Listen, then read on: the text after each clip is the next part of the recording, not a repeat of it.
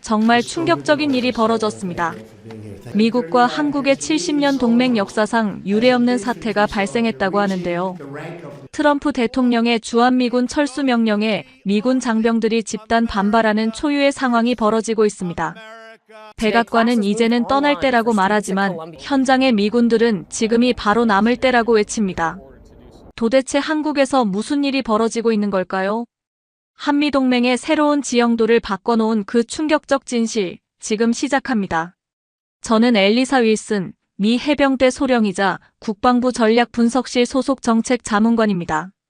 사람들은 저를 볼 때 차갑고 냉철한 전략가라고 평가하죠. 실제로 저는 감정보다 데이터를 신뢰합니다. 감정은 결정을 흐리게 만들 뿐이니까요. 오늘 아침 펜타곤 회의실에서 한반도 전략 브리핑이 있었습니다. 창문 없는 회의실에서 형광등 불빛이 서류 위에 반사되는 동안 주한미군 주둔 비용과 실효성에 관한 토론이 벌어졌어요. 저는 평소처럼 냉정하게 손을 들었습니다. 한국은 세계 10위권 경제대국입니다. 자체 방위력도 충분히 갖추었죠. 우리가 계속 그곳에 주둔할 이유가 점점 사라지고 있습니다. 제 주장은 명확했어요. 데이터가 말해주는 그대로였습니다. 한국의 GDP, 군사력, 기술력, 모든 지표는 그들이 더 이상 미국의 보호가 필요하지 않다고 가리키고 있었죠. 회의실에 잠시 정적이 흘렀습니다. 소령, 당신은 직접 한국에 가본 적이 있나? 제임스 맥카시 장군이 물었습니다. 없습니다. 하지만 데이터만으로는 현실을 완전히 파악할 수 없소. 다음 날 제 책상 위에 한 서류가 놓여 있었습니다. 한반도 전략 재평가 프로젝트 주한미군 주둔의 실효성을 현장에서 직접 평가하라는 임무였어요. 그리고 그 평가자로 제가 지명되어 있었죠. 농담처럼 들리지만 진짜예요. 수석 보좌관이 커피잔을 들고 제 사무실에 들어오며 말했습니다. 당신이 철수를 주장했으니 직접 가서 확인해 보라는 거죠. 가방을 싸면서 저는 웃음을 참을 수 없었습니다. 이건 정말 말도 안 되는 아이러니였어요. 제가 철수를 주장한 그 나라에 제가 직접 가서 평가를 내려야 한다니요. 하지만 전략가로서 현장 경험이 중요하다는 점은 인정할 수밖에 없었습니다. 오피스 창문 너머로 워싱턴 DC의 풍경이 보였습니다. 이곳에서 내리는 결정이 지구 반대편에 어떤 영향을 미치는지 우리는 얼마나 알고 있을까요? 제 판단이 옳다면 한국은 우리 없이도 충분히 강합니다. 그리고 그렇다면 미국의 자원을 다른 곳에 투입하는 것이 현명하겠죠. 비행기 티켓을 확인하며 저는 중얼거렸습니다. 6개월간의 현장 평가.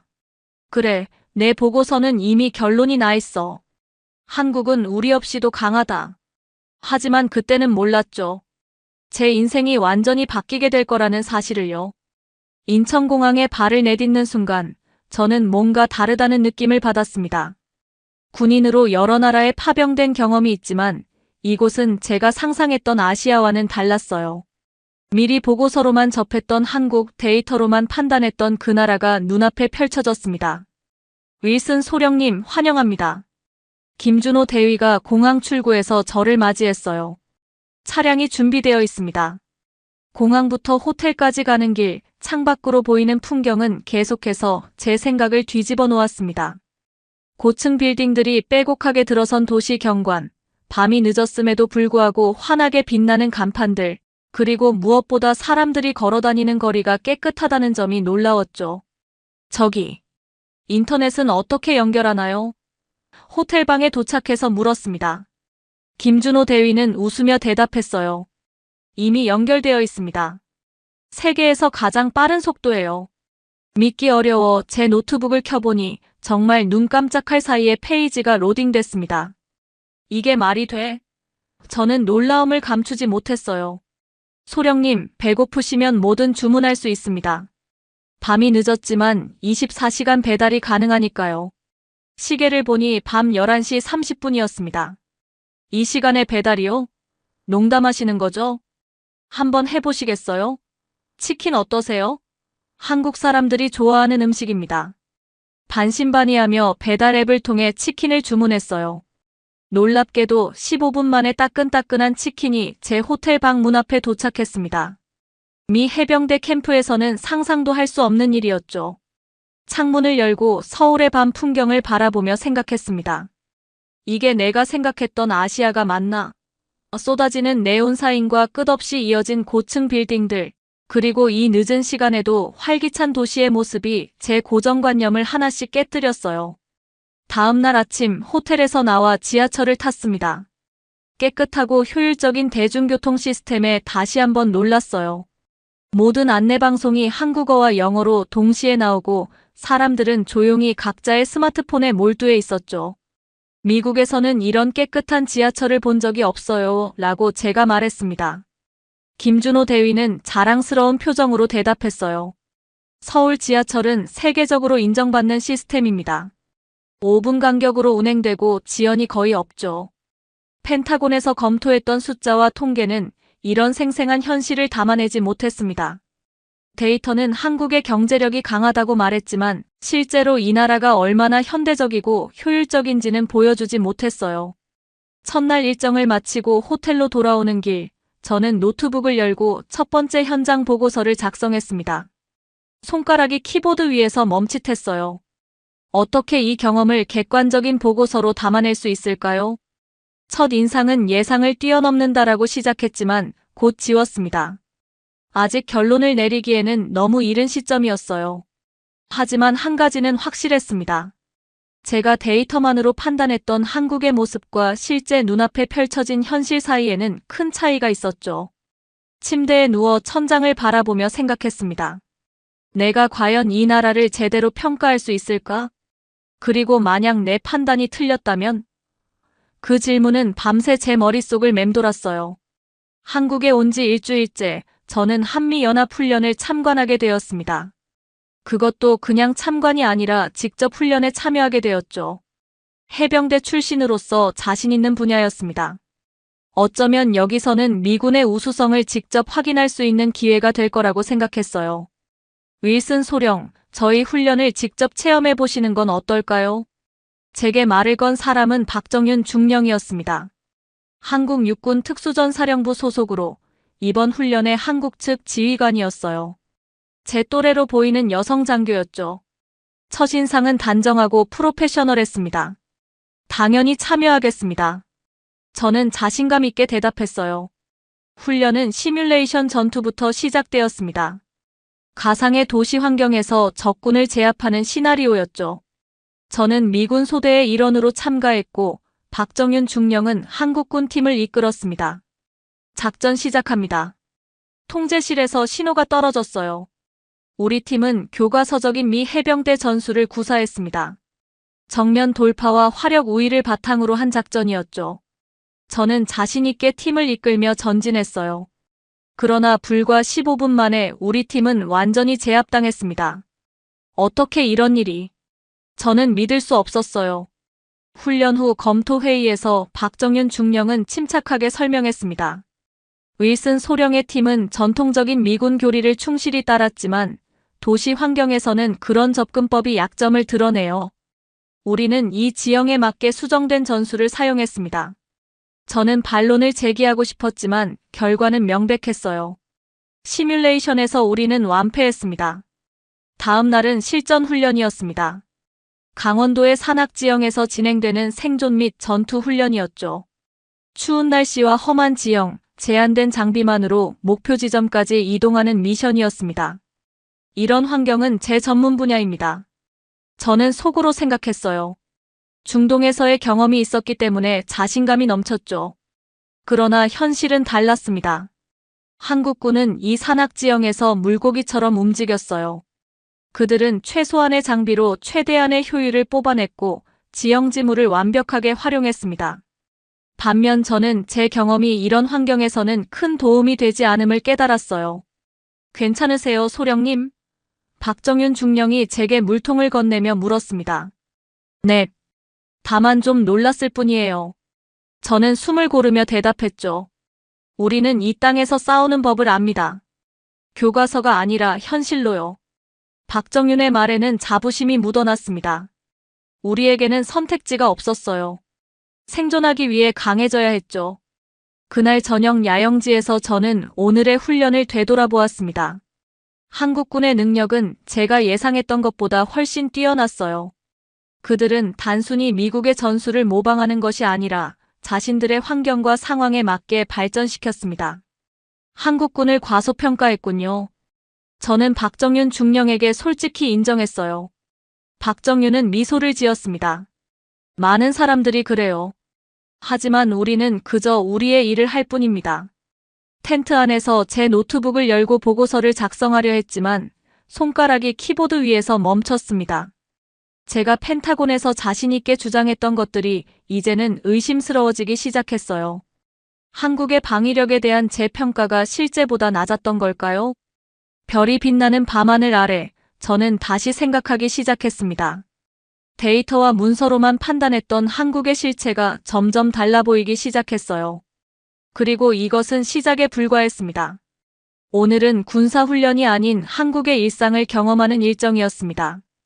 국방부에서 주최한 한국사회 이해 프로그램이라는 이름으로 저를 포함한 미군 관계자들이 한국의 공공서비스와 일반 시민들의 생활상을 직접 체험하는 날이었죠.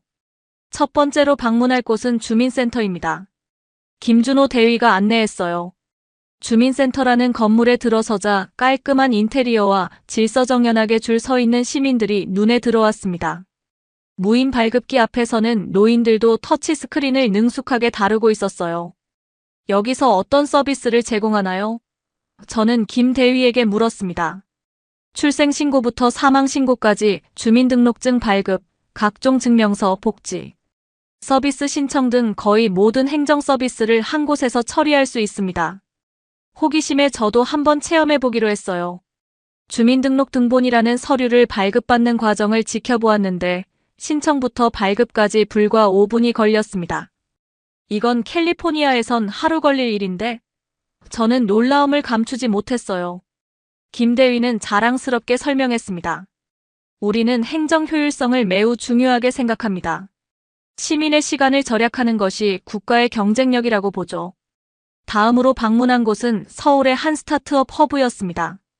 판교라는 곳에 위치한 이 시설은 실리콘밸리를 연상시켰어요.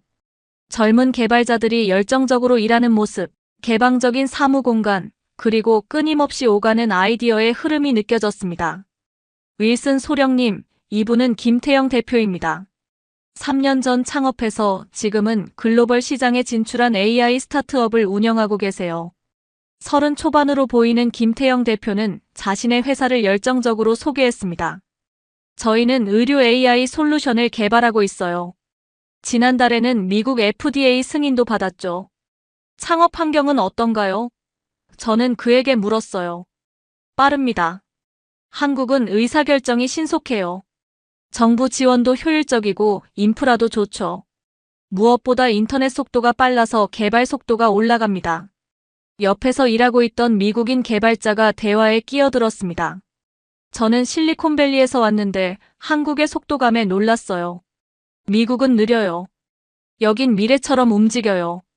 그날 저녁 호텔 방으로 돌아와 창밖의 서울 야경을 바라보며 생각에 잠겼습니다. 내가 철수를 주장한 나라인데 정작 미국보다 앞서 있는 게 이렇게 많다고? 이런 모순적인 상황이 계속해서 제 머릿속을 맴돌았어요. 제 노트북을 열고 오늘의 경험을 기록했습니다. 주민센터의 효율성, 스타트업의 역동성, 그리고 무엇보다 시민들의 기술 활용 능력이 인상적이었어요. 이런 측면들은 제가 펜타곤에서 검토했던 보고서에는 담겨있지 않았습니다. 문득 스마트폰으로 뉴스를 확인했어요. 워싱턴에서는 여전히 한국에 대한 논의가 진행 중이었습니다. 한국은 스스로 방어할 수 있는 충분한 능력을 갖추었다는 주장이 여전히 강했죠. 그 주장을 했던 사람 중 하나가 바로 저였다는 사실이 이제는 조금 부끄럽게 느껴졌습니다. 창밖으로 보이는 빛나는 도시를 바라보며 저는 자문했어요. 이곳은 단순히 미국의 보호가 필요한 나라가 아니라 우리와 대등한 파트너였던 건 아닐까? 그리고 더 깊은 질문이 제 마음속에 떠올랐습니다. 우리는 왜 이런 나라에서 철수를 고려하고 있는 걸까? 정말 우리의 국익을 위한 결정일까? 아니면 단순히 숫자로만 판단한 근시안적 결정일까? 그날 밤 저는 처음으로 제 임무의 결론이 달라질 수도 있다는 가능성을 진지하게 고려하기 시작했습니다. 오늘은 용산 기지에서 미군 병사들과의 간담회가 예정되어 있었습니다. 제 임무 중 중요한 부분이었죠. 주한미군의 생활과 그들이 느끼는 한국에 대한 인식을 직접 들어볼 기회였습니다. 윌슨 소령님, 이쪽으로 오세요. 김준호 대위가 저를 회의실로 안내했어요. 테이블 주위로 다양한 계급의 미군 장병들이 앉아 있었습니다. 자유롭게 이야기해 주세요. 여러분의 솔직한 경험이 중요합니다. 저는 그들에게 말했어요. 처음 발언한 것은 갓 한국에 도착한 젊은 병사였습니다. 솔직히 처음에는 적응하기 힘들었어요. 언어도 다르고 음식도 다르고 문화 충격이 컸습니다. 그의 말에 여러 초임 병사들이 고개를 끄덕였어요.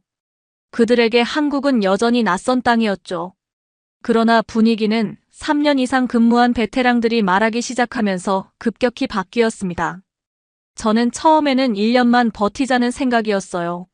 마이클 스미스 상사가 말했습니다. 그런데 지금은 한국인 아내와 결혼해서 3년째 살고 있습니다. 전역 후에도 한국에 정착할 계획이에요. 또 다른 군인이 이어 말했어요. 저희 아이는 여기서 태어났습니다. 한국의 교육 시스템이 미국보다 훨씬 안전하고 체계적이라고 생각해요. 아이 키우기 너무 좋은 나라입니다. 그들의 이야기는 계속되었습니다. 안전한 거리, 편리한 대중교통, 24시간 운영되는 편의점, 세계 최고 수준의 의료 서비스. 그리고 무엇보다 그들이 강조한 것은 한국 사회의 역동성과 미래지향적인 모습이었어요. 윌슨 소령님, 우리는 이걸 코리안 드림이라고 부릅니다. 제임스 윌리엄스 중사가 웃으며 말했어요. 전역 후에 영어 강사를 할 생각이에요. 한국에서는 영어 교육에 대한 수요가 엄청납니다. 코리안 드림이라는 표현이 제 귀에 맴돌았습니다. 미국인들이 더 나은 삶을 위해 한국을 선택한다는 개념이 아이러니하게 느껴졌어요. 아메리칸 드림을 쫓아 미국으로 오는 이민자들의 이야기는 많이 들어봤지만 그 반대 경우는 생각해 본 적이 없었습니다. 한국에 오래 머물수록 이곳의 장점이 더 보입니다. 한 군인이 덧붙였어요. 초반의 문화 충격을 넘어서면 이곳의 효율성과 안전함, 그리고 미래 지향적인 모습에 매료됩니다. 간담회가 끝나고 저는 기지 내 카페에서 혼자 커피를 마시며 생각에 잠겼습니다. 왜 우리 병사들이 여기를 꿈꾸는 곳으로 여기는 걸까? 그들이 말하는 한국의 모습은 제가 워싱턴에서 접했던 보고서와는 사뭇 달랐어요. 저녁이 되자 김준호 대위가 제게 제안했습니다. 오늘은 일반 한국인들이 가는 식당에서 저녁 식사를 해보는 건 어떨까요? 진짜 한국을 경험하려면 현지인처럼 생활해봐야 합니다. 우리는 작은 골목길에 있는 식당으로 향했습니다. 테이블마다 사람들이 가득 차 있었고 웃음소리와 대화 소리로 시끌벅적했어요. 메뉴판은 한글로만 되어 있었지만 김 대위가 저를 위해 번역해 주었습니다. 이런 곳이 한국의 진짜 모습입니다. 김 대위는 말했어요. 사람들이 모여 음식을 나누고 이야기를 나누는 곳이죠. 식사를 하면서 저는 주변을 둘러보았습니다. 젊은 직장인들, 학생들, 가족들. 그들의 얼굴에서 활기와 에너지가 느껴졌어요. 그리고 문득 오늘 간담회에서 들었던 코리안 드림이라는 단어가 다시 떠올랐습니다. 호텔로 돌아오는 길, 저는 생각했어요. 이곳에서 미국인들이 꿈을 찾는다면 우리가 이 나라에서 철수하는 것이 정말 현명한 결정일까? 그리고 더 중요한 질문은 미국과 한국의 관계는 단순한 보호자와 피보호자의 관계가 아닌 서로에게 이로운 동반자적 관계가 아닐까 하는 점이었습니다. 한국 체류 4개월 차, 저는 워싱턴으로 중간 보고를 위해 귀국했습니다. 펜타곤의 익숙한 회의실에 들어서자 묘한 감정이 밀려왔어요. 같은 공간인데 제가 달라져 있었습니다. 테이블 주위로 국방부 고위 관계자들이 모여 있었습니다. 제 보고서를 이미 읽어본 그들의 표정은 복잡해 보였어요. 예상했던 반응이었죠. 윌슨 소령, 당신의 결론은 상당히 놀랍군요. 메카시 장군이 입을 열었습니다. 한국에 가기 전 당신은 철수를 강력히 주장했었는데 이제는 정반대의 입장이군요. 저는 깊게 숨을 들이마셨습니다. 네, 제 의견이 바뀌었습니다. 데이터만으로는 볼 수 없었던 현실이 있었어요. 슬라이드를 넘기며 저는 한국에서 보낸 4개월간의 경험을 설명했습니다. 한국군의 전투 능력, 대민 서비스의 효율성, 기술 혁신의 속도, 그리고 무엇보다 미국과 한국의 관계가 일방적인 보호가 아닌 상호 이익의 파트너십이라는 점을 강조했어요. 한국은 지원 대상이 아닌 전략적 파트너입니다. 우리가 그곳에 주둔함으로써 얻는 이점이 비용보다 훨씬 큽니다. 회의실에는 잠시 침묵이 흘렀습니다. 제 주장이 이전의 제 입장과 완전히 다르다는 점이 그들을 당황스럽게 만들었을 거예요. 소령, 당신의 개인적 경험은 흥미롭지만 우리는 객관적인 분석이 필요합니다. 국방부 예산 담당 부차관보가 말했어요. 주한미군 주둔 비용은 연간 수십억 달러에 달합니다. 그렇습니다. 그리고 그 비용은 충분히 가치 있는 투자입니다. 저는 단호하게 대답했어요. 철수는 중국의 전략적 공백을 선물하는 겁니다. 동북아시아에서 우리의 영향력이 급격히 축소될 것이고 결국 그 비용은 지금 절약하려는 금액보다 훨씬 클 겁니다. 제 말에 회의장은 술렁거렸습니다. 그 중에서도 대통령 국가안보보좌관의 표정이 변하는 것이 보였어요. 소령, 당신의 보고서를 대통령께서도 관심 있게 보셨습니다. 그가 말했어요. 좀 더 자세한 이야기를 들어보고 싶어 하십니다. 그 말은 제가 백악관으로 호출될 것임을 의미했습니다. 회의가 끝나고 사무실로 돌아와 창밖을 바라보았어요. 포토맥 강 너머로 워싱턴 DC의 풍경이 펼쳐져 있었지만 제 마음은 여전히 서울에 있었습니다. 이틀 후 저는 백악관 상황실에서 대통령과 국가안보팀 앞에서 프레젠테이션을 진행했습니다. 한국에서의 경험, 데이터로는 포착할 수 없었던 현지의 역동성, 그리고 무엇보다 미국이 한국에서 철수할 경우 잃게 될 전략적 이점에 대해 상세히 설명했어요. 소령, 당신의 보고서가 우리의 정책 결정에 중요한 참고가 될 것입니다. 대통령이 말했습니다. 솔직한 의견 감사합니다. 호텔로 돌아와 짐을 싸며 생각했습니다. 과연 내 보고서가 무엇을 바꿀 수 있을까? 그때 전화가 울렸습니다. 국방부 장관실에서 온 전화였어요. 윌슨 소령, 철수 논의가 무기한 연기되었음을 알려드립니다. 대통령께서 직접 결정하셨습니다. 전화를 끊고 노트북을 열었습니다.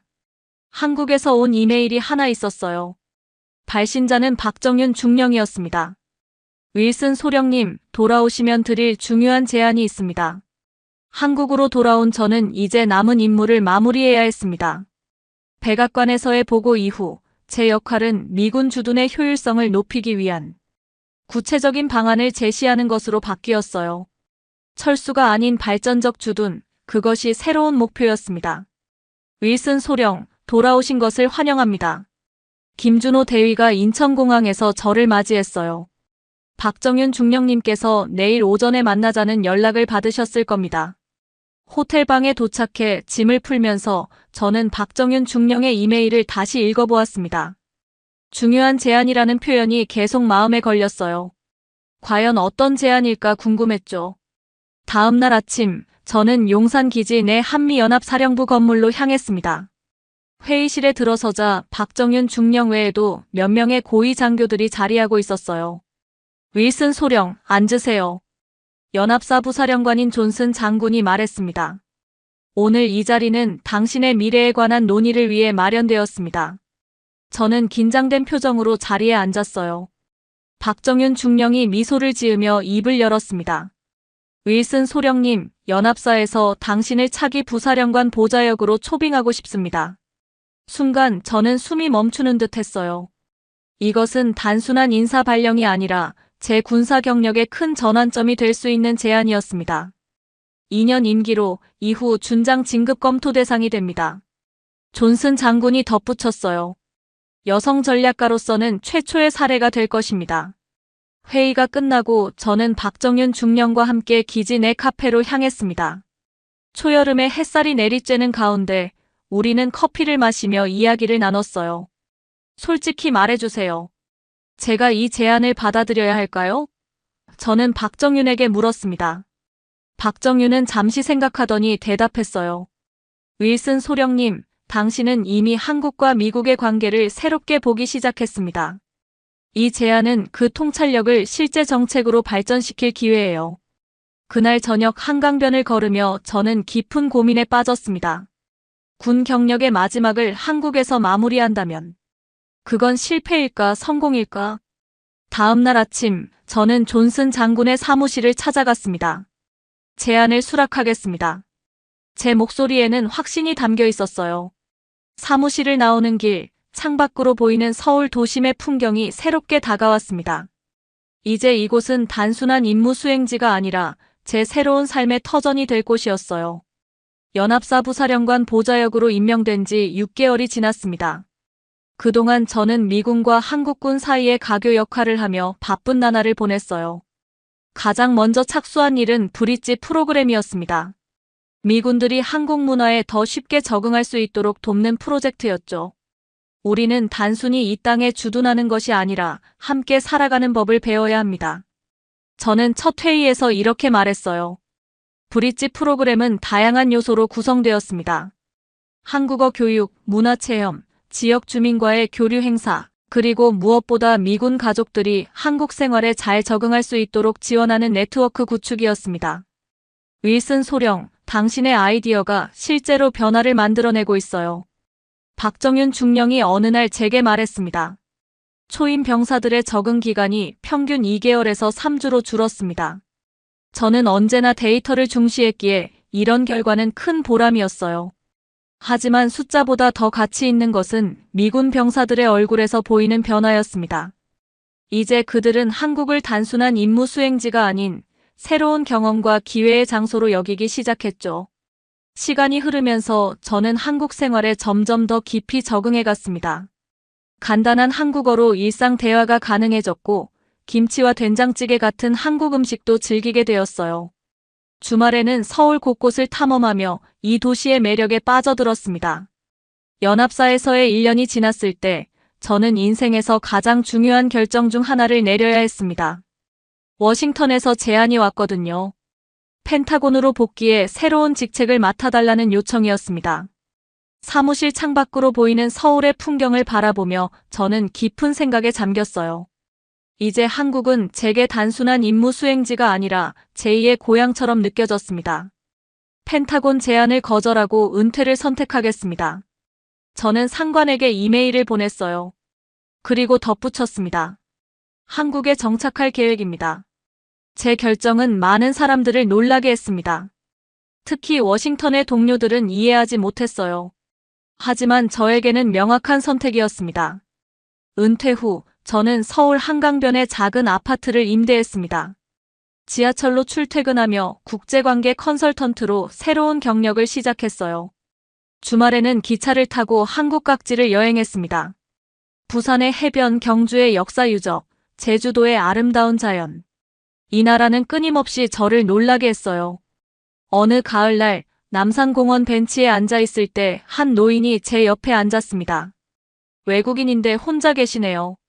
노인이 한국어로 말했어요. 네, 하지만 이제 이곳이 제 집이에요.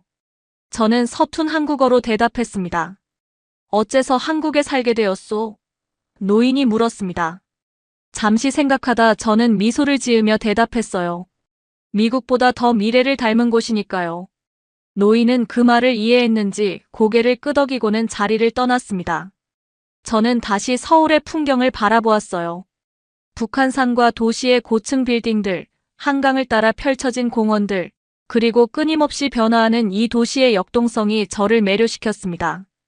해가 저물고 서울의 밤하늘 아래 수많은 네온 사인이 빛나기 시작했어요.